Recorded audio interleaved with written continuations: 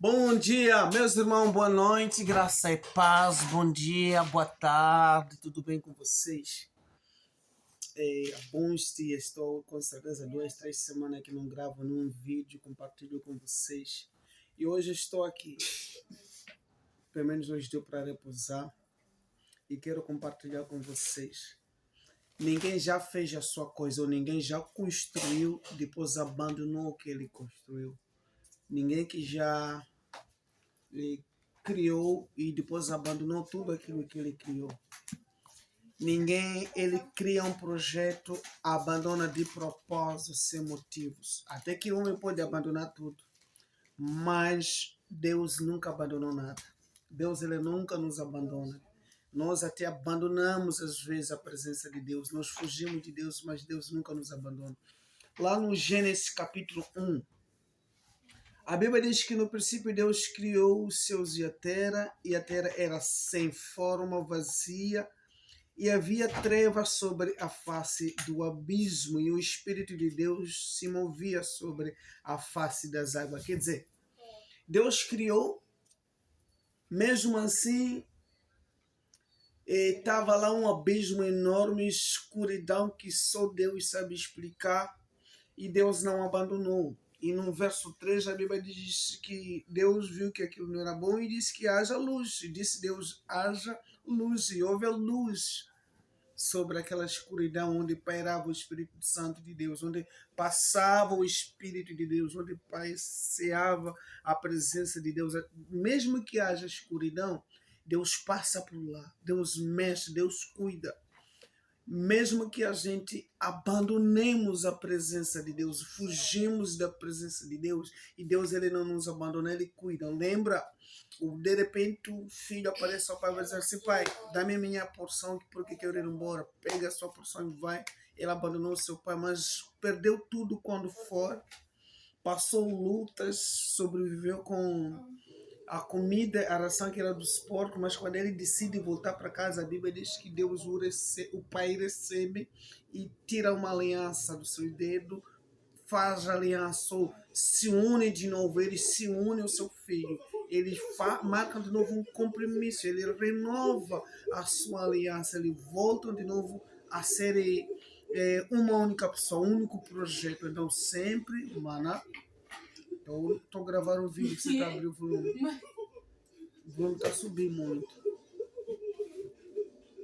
Aí, o pai não abandonou seu filho. O pai abraçou seu filho, tirou uma aliança, ele comprometeu-se com seu filho, enquanto o filho vinha pedindo seu prazer.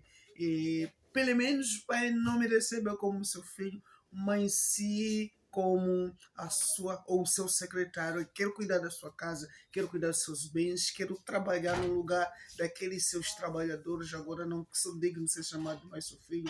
Mas o pai olhou para ele, não viu o que o filho pedia, não viu pelo clamor do filho. O pai olhou pelo filho, enxergou arrependimento no filho, abençoou o filho, deu-lhe aliança, veste nova, e de repente está aí uma festa. Então, Deus nunca nos abandonou. Se o pai não abandonou seu filho, Jesus vai dar essa parábola. Imagina quanto mais Deus. O mundo estava sem forma. Quando estamos sem Jesus, estamos sem forma, não temos direção. Mas mesmo sem direção, Deus não nos abandona. Lá para capítulo 8 do livro do João, para verso 12, ele vai dizer, eu sou a luz do mundo. Quer dizer, ele é a luz, e todo aquele que segue Jesus, ele tem a luz, ele se aproxima mais a luz. Veja para minha camiseta, vocês conseguem ver alguns pitões. E quando faço isso, consegue mais ver melhor? Assim, quando nós aproximamos a luz, enxergamos a verdade. A Bíblia diz, conhecereis a verdade, pois a verdade vos libertará. De longe você não consegue ver que é um barco à vela, mas consegue ver que tem uma marcha. Então, pelo menos quando aproximas a luz, você consegue ter noção que coisa boa, coisa não boa, pecado que não é pecado. E quando mais aproxima, você começa já a perceber. Deus te revela a verdade. É onde diz a verdade vos libertará. Você percebe que, ou não, é um pequeno navio, com certeza, é um barco à vela, é um barco à vela. Então, se é barco, você já tem noção que é barco. Então, isso é errado, tem que trocar, tem que mudar, tem que seguir outro caminho, porque nós caminhamos não pelo que vimos, mas pelo que nós cremos. E se caminhamos pelo que nós cremos, então quando estivermos na luz, nós caminhamos pelo aquilo que nós cremos, não aquilo que nós vimos. Nós acrescentamos mais da luz para que a nossa caminhada seja clara. Amém? Então, você e a mim, juntos nós somos dignos de nos orgulhar. Deus seja louvado na nossa vida, é Ele criador de tudo, e Ele manda em tudo, Ele que conhece do nosso defeito. Então, o que adianta nos orgulharmos se é Deus fazendo? O que adianta aparecer às pessoas que estamos bem quando não estamos bem? O que adianta aparecer se fazendo por ali enquanto somos um vazio, um abismo tão escuro? Então nós precisamos pegar mais a luz para que a bênção de Deus venha transbordar na nossa vida. Não importa o que nós somos, mas o que mais importa, aquele que habita dentro de nós, aquele que nós fazemos de esconderijo, aquele que é o nosso esconderijo, o nosso refúgio.